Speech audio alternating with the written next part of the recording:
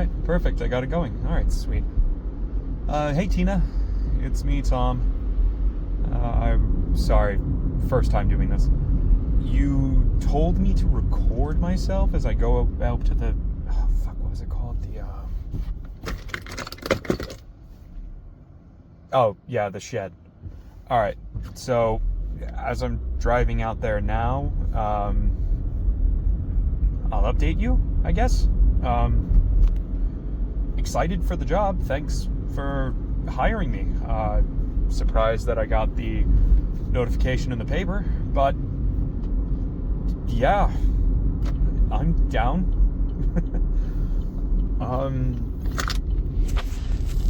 It's a little weird that I'm getting room and board for this gig. That's kind of shit. That's kind of rare. Still happy. Not complaining. Just curious. Alrighty. Anyway, I'm gonna be grabbing some food, so I will chat with you later.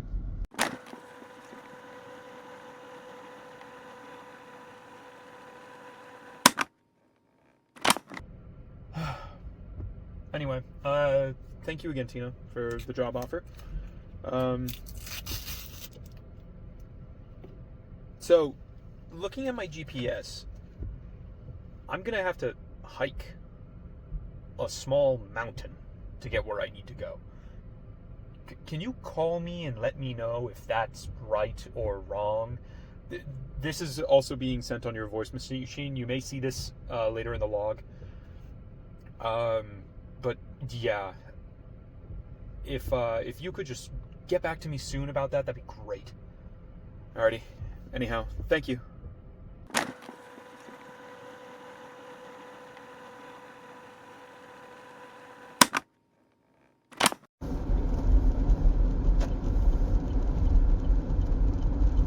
Alrighty, and that's the exit for Rorsha. Hey Tina, thanks for calling me and letting me know about the gate down below. I also got the notification you sent as well, and the image of where to find the key for the gate, so thank you for that. That will make my life a hell of a lot easier. I thought I'd have to drag all my gear and everything up with me up to the mountain by hand. That would have taken me a day or two. Anyway, thank you for this knowledge. I will be sure to be quick about it. Oh, this is a cute little town. Actually, it's a cute little dead town. Jesus, where are the people?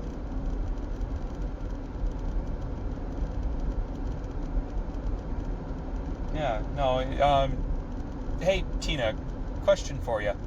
I'm currently calling you at 3 in the afternoon on a Saturday.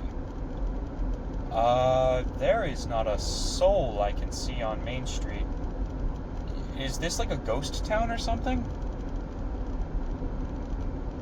Alright, anyhow, I'll call you later and ask you that, or you'll find this in the log.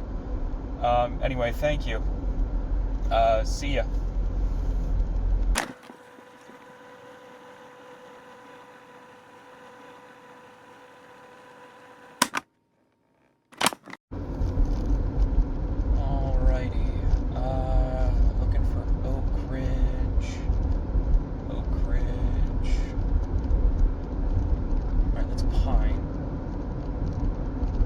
Oh, shit.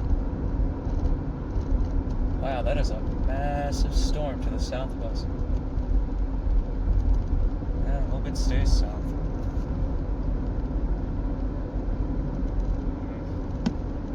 Alright, hey Tina.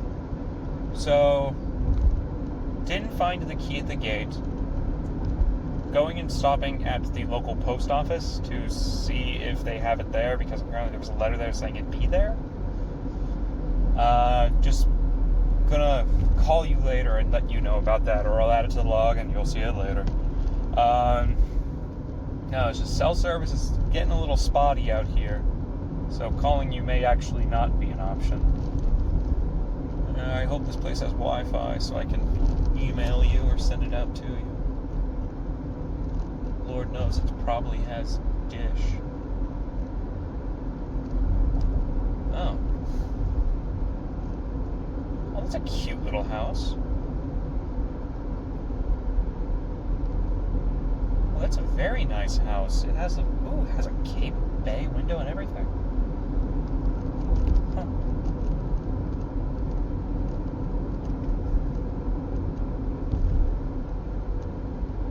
Oh, cool. There's a library here too. I'll have to check that out later. Alrighty. Anyway, I will call you later, or add this to the log, or whatever. Christ, whatever I can get to work. But anyway, talk more later. Bye.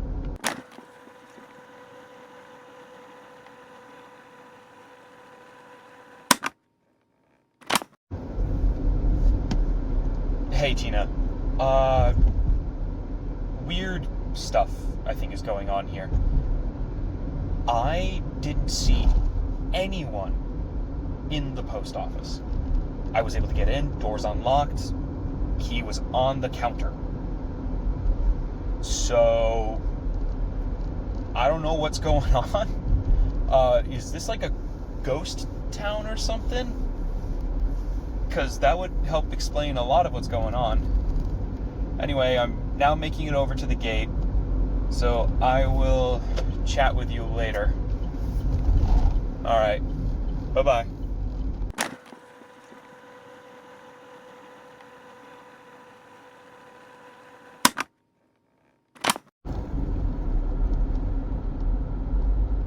Okay, what the fuck? That's the 4th time I've been past that house. Alright.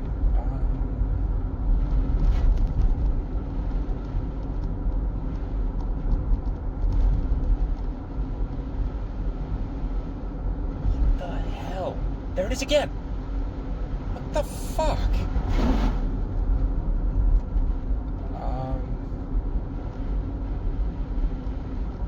Must have been a contract or something. I don't know. Fuck it. Alright. Hey, Tina. Yeah, so I'll be at the trailhead soon. Just updating you. I will say, this town is super weird. Like, there are cars everywhere. House lights on. Everything. Not a single person. Not a single one seen. Like, I see TVs on in the houses I'm driving past. Nothing. Not a person. I don't know if it's just me being a little paranoid, but yeah, just wanted to update you. Okay. Talk to you again soon.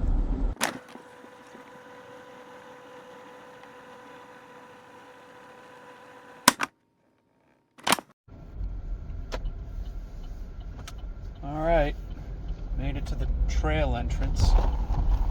Managed to get the gate down, so I'm scaling up the mountain right now.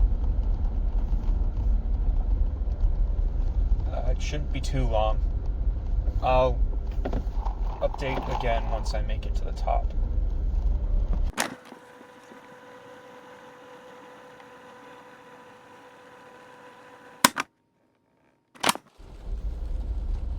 Okay.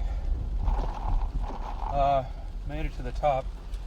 Harrowing encounters with a moose, I think is what I will call that in the log tonight. Anyway, so... God, I wish there was a light on up here. Christ, is it dark. Alright, I'm gonna fang-nang the car. So it is headlights at the front door. Alright, there we go. Oh, sweet, you got a grill and everything.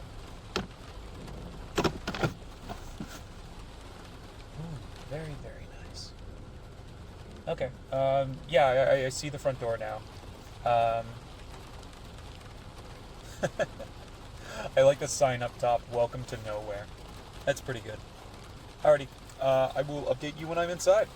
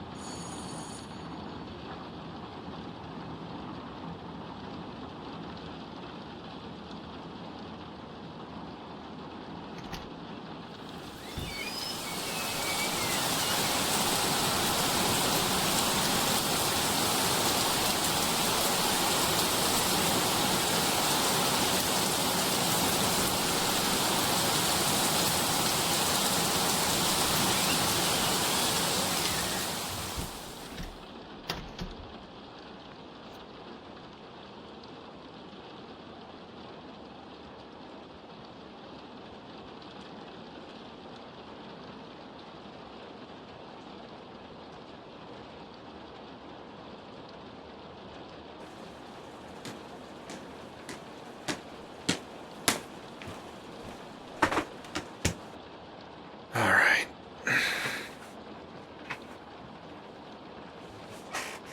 Jesus. This thing looks like a massive cassette tape. God, it must take up half the room. Well, at least the desk is clean. Huh. And a stack of letters. With one addressed to me. Okay.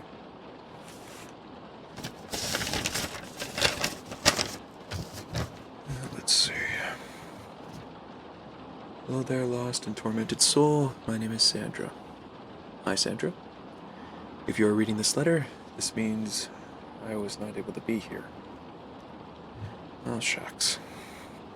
Since I failed to greet you with my elegance and grace, this will have to do. So, welcome to nowhere, or, as others call it, the shed. I have been tasked with telling you what to do. Firstly, your job here is simple, if you don't know it already. Touch the wall of tape and wheels in front. Oh, this thing. Welcome to the hub, your personal workstation. Don't be afraid to decorate. It is your cell for the next year.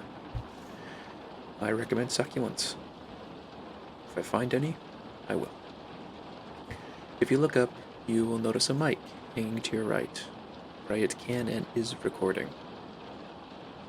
Okay, gonna hope that's what that red light means. Alright, now look to your left on the desk. Yes, that is a big stack of letters. You aren't wrong. It's massive. Your job is to read them into this mic, okay? Log the time, day, month, and year accompanied, okay? After that, you just need to burn the letters.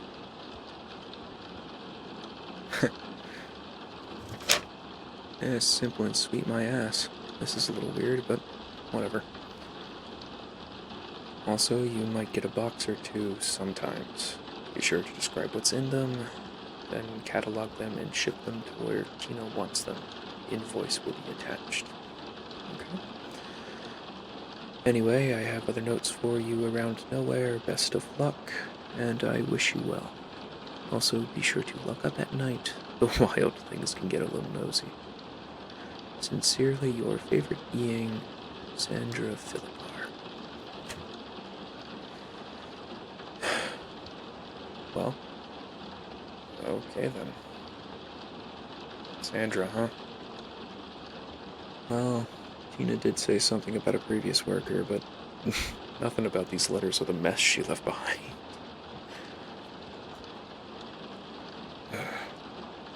Great. Looks like the storm knocked out my cell service. Okay, I'm gonna settle in first, but might as well look at one of these letters since I got time tonight before I hit pay. Okay then. Looks like I should turn this off for now then. Which button is it?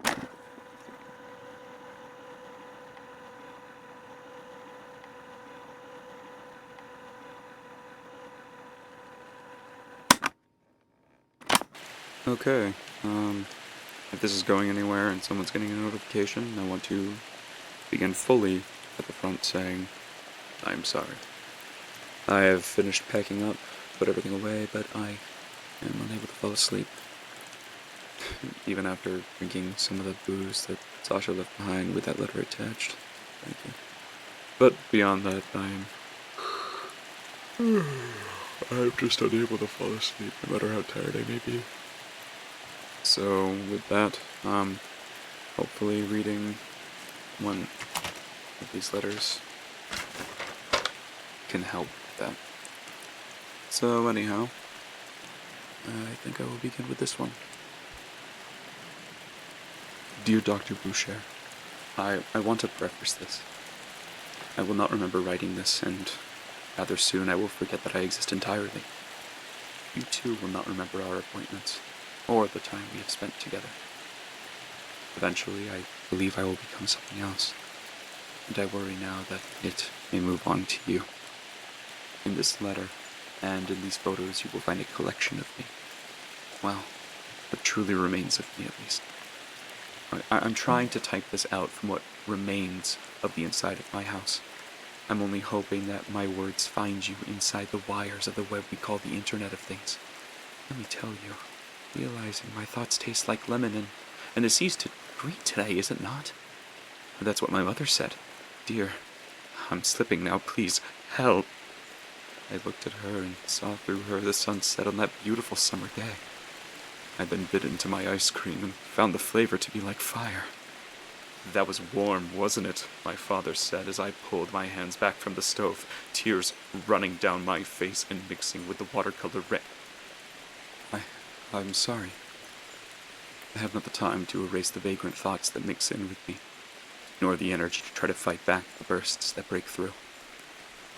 I only pray that you can understand me in these final moments I write out for you. Beyond this, I will begin from the date of October 21st, 2001. This was a week before I met you and the last days I had before my family came knocking at my door. My name, no, I have nothing left to go by. I cannot for the life of me recall my proper name, nor do I think it is necessary to understand the reasons behind everything that has occurred in the last few months. From the last scraps of self I have left, I can recall it was a warm October day, unlike the few that have occurred in days since.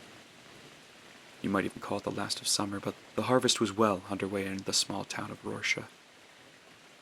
I was in my house, located within my study, my office. My address was at... No, there's not anything there anymore, and scorpion grasses that grow from the foundations of a dream would not show you anything. Just believe me. Know that I lived in this small town on the little hill forgotten by everything. I believe I was an author. Yes, I was working on my book. I was trying to remember something for it from a dream. No, more of a thought I had while sleeping the night prior. No, it was more of an excerpt. Like a piece taken from the future, a blip. Some might argue something that is barely noticed between the now and then of rest. Either way, I was able to grasp it. I pulled on the tether connecting me to then, and I could almost remember it. I was writing it down the best I could, and now I'm recalling it for you from the tattered scraps that lay around me. It was a prophecy, a warning, and it was the first piece of me they stripped. So you want to know, huh? We chuckle a bit and you turn away in the chair, the poor thing creaking under your weight. I can tell you. You grin and in your drunken, hazy stupor stand stepping back. You fall over the chair. But that will cost you. You turned back to space, hollow but not bare. All aside there is an office. Yes, you remember your office, don't you?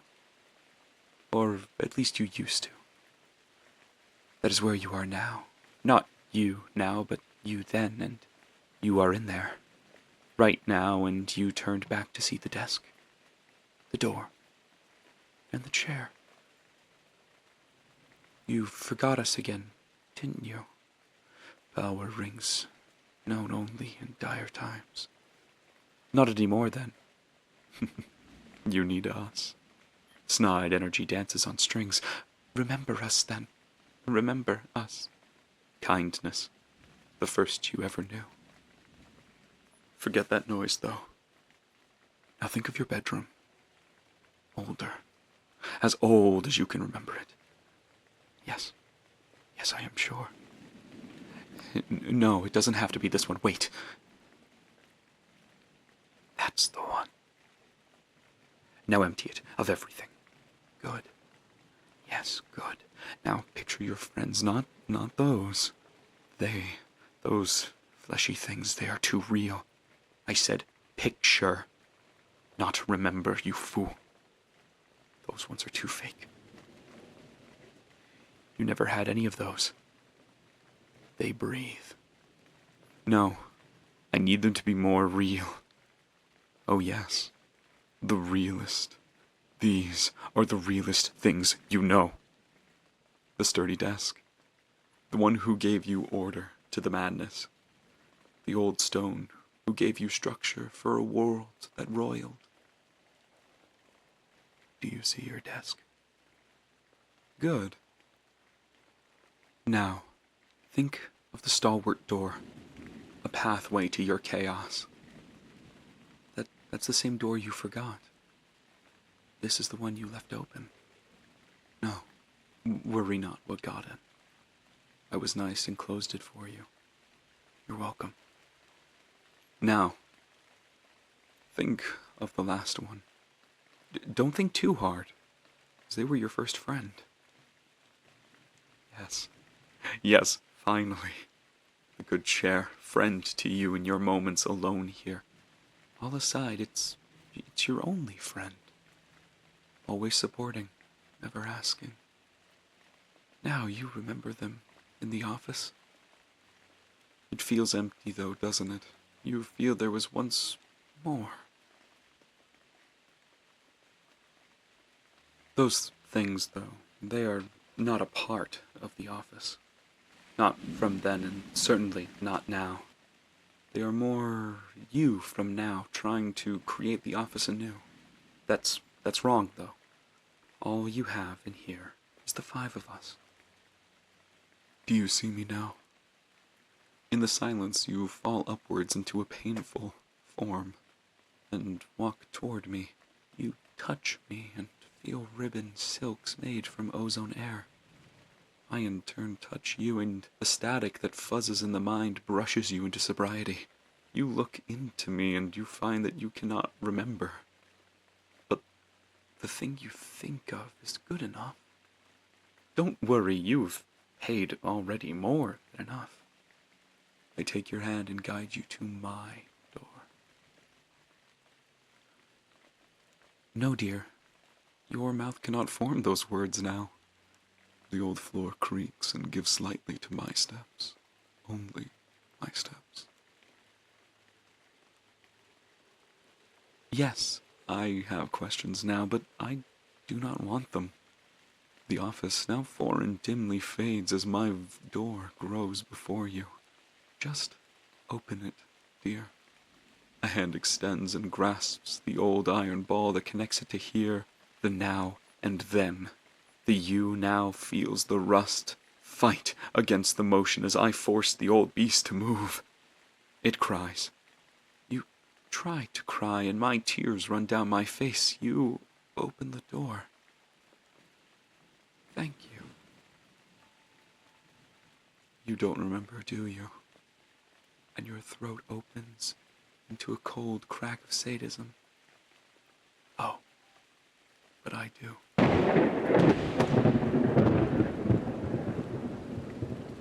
I hated that dream, but a part of me was compelled to write. You must understand, I wrote more in that evening than I had in years, turning mere thoughts to reality. I think it was the first time I felt alive, or That is all I can remember of that sensation. In the moment that faded to hours, I giggled like a schoolgirl and shook with excited fervor with every brush with creation I had. I did not even realize my wife returned. She walked into my study and called for me. I turned to face her, but I did not notice the pen still firmly clutched in my hand. The force was painful, and it was pleasure. I saw her standing there, and I got up to see her. I walked forward into her embrace, and was touched by warmth. I felt comforted, but not correctly. She had no heat, just warmth. I was uncomforted. I squeezed her in my arms and felt her bones slide around in her skin, the skin she was wearing. The bones were not hers, not anymore. They were now my wife's. "Dear, is everything okay?" The sounds do no service to its form. I could tell beneath the sweetness there was tar. The smile it had was artificial, and the taste it left on my lips made me sick. "Yes, my dear, everything is fine," I say with sweet nothings. Nothing was fine in my house, in my study, in my office. There was an intruder. It went through my door and was inches away from me. I thought I had it closed, but apparently not.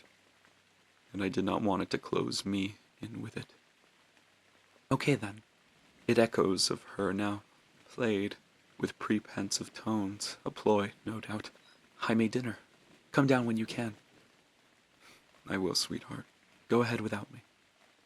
I watched her as she turned back into the darkness beyond the door, the shadows eating her alive. Even with light reaching her from the window behind me, I walked up to the door and shut it without hesitation. The office. It was safe again. I turned back to my work, and the pages danced with hymns and chants. The words on them bounced off and down my throat, drowning me in black vestiges of fantasy. I reached in and pulled on them, dragging out the lies I had formed inside of my mind. Faith, love, communion, now bitten and swallowed. I am there now. Yes. At the altar, watching the witch walk down the aisle. "Make love," my mother said. "Be happy," my father said. "I do," I said. "I do," the witch spoke, and we kissed. The pact formed, and the chain bid me to the woman I love. No, damn it. I was in the office, and my wife left. I gathered the papers, and I placed them into the box. The same one you now have. Do not open the box. The letter on top you may read, but please, please, I pray, do not read the pages. Pray the text survives, and pray it passes you too. I left the office foolishly and ventured downstairs to the kitchen. The steps felt off, and the weight placed down on them sounded delayed as I took each step. Half seconds, minutes. My memory of the event is hazy, but I hope this helps you now. I reached the landing, and the living room was empty, all aside the TV and the children's toys. I don't remember my child or children. I do not know of their faces, and I do not know if their rooms were rooms or just spaces, but I know they had them. I cannot remember them staying in the night when they were first sick, staying by their side, making sure that they were still there. I have forgotten the first time that I told them that I loved them and we shared a hug. I forgot when I met them. I cannot even remember how scared and happy I was. I do remember when my mother ate them, though. And when I heard the sound of static rip them apart in front of me. Picture it. Pieces of you being forgotten, watching the memories you made turn into dust and scattered to the wind. I do remember screaming and rushing to their negatives. I remember holding things and wailing at the top of my lungs. I remember the sands of time turning into gravel, into boulders, and having them fall into the depths of the sea. I swam there once, in the depths. I saw it there, a leviathan turning its eye to me and grinning its iris. Do you see me, the sheep, eating away at the haze and finding the flavor bitter? I ate oceans and earth, and now I am eating my fill, and so I shall then turn to the worms that litter the great corpse. I am you, the forgotten, the lost, the damned of time. We have eaten the corpse of the world and yet hunger for more. Turn yourselves to peaches and pears, let your juice flow into our gullets and vanish into the depths of fog. I am thee. No! I am a man who lost, who fought and lost, but you, Doctor, you still have a chance. Listen to my words and understand that things aren't what they seem. No, they are what they seem, and there is cause for alarm, because as I went into the kitchen, my family was there. My father was smiling a tinged grin. My mother was there humming away at my mind. I was screaming inside of the wires. Can you hear me? Do you see them? Hey, sweetie. I lean over and kiss my wife on the cheek. What's for dinner? My, oh my, she returns my love to me and points. Just some chicken and peas. I left you a plate on the counter. Thank you, dear. I grab my plate and smile at the warm meal. So how was your day? It was all right. I had to deal with an annoying patient, though. She grabs her napkin and dabs her face. She turns up to me as I walk over, plate in hand. Christ. I love that smile she has. It still makes my heart flutter. I sit across from her and begin to dig in. The taste is wonderful, as always. I'll have to go out and grab her a tub of triple chocolate, just to make up for it. I look to the sink and see no other plates. Oh, have the kids not eaten already? She turns back to her plate and picks at her peas. She shakes her head, not looking. No, they're out with friends. All night? I say in a soft voice and nudge her foot playfully with mine. She looks up and smiles back at me, returning my advance. Why, yes, I think they are, she says in a soft tone as she takes another bite of her chicken. She gently pushes her chair back and stands up from the table. Here, I say with a cocked eyebrow and a devilish smile. She looks me in my eyes. Oh, God, no. I am not ruining another table. She continues to walk past and reaches for the wine she keeps in the upper cabinet by the door. She pulls out the red and 2 glasses. Turning, she places one down and fiddles with the wine stopper. I stand and take the bottle, placing it down. I pull her in, feeling her pressed against me. She sets her glass down on the table and wraps her arms around me. I hug her and hold her tight. Thank you. Thank you for everything. I feel my tears running down my cheek onto hers. Hey, sweetie, what's wrong? Is everything okay? She pulls back slightly at her own question and presses a hand against my cheek. I lean into it and hold her tighter. Yeah, just remembering some stuff, matching my desperation. I do not even realize I am shaking, but she certainly does. Do you need silence? I shake my head as she asks, and another tear runs down my face. Please do anything but that. No, don't let it be quiet right now, please. I kiss her forehead and I try to ingrain this moment. I try to remember the smell, the feeling of her warmth, her heat, her touch, her presence. First, it was the shadow. The tone and definition she had was erased. She was turned into a drawing, a form I could no longer touch. Watching her melt into the walls was next. Her form was stretched along her axis. She was turned into yet another work of art. I clawed at the walls until bloodied, then tried to bring her back with every art I could. But all I did was ruin her perfect form. I watched as light then left her, like she was at the event horizon, dropping, diving, going so far into that black well, watching as she faded away from me and my memories. I do not remember much now. I do not even remember how to breathe. But I haven't remembered my body in such a long time, so I have no need for that memory. I will say I am terrified of them, the thing that hides in their skins and comes to me like a vulture picking at my corpse. So, Doctor, my last warning to you is this. Whatever you do, please do not open your door for your family.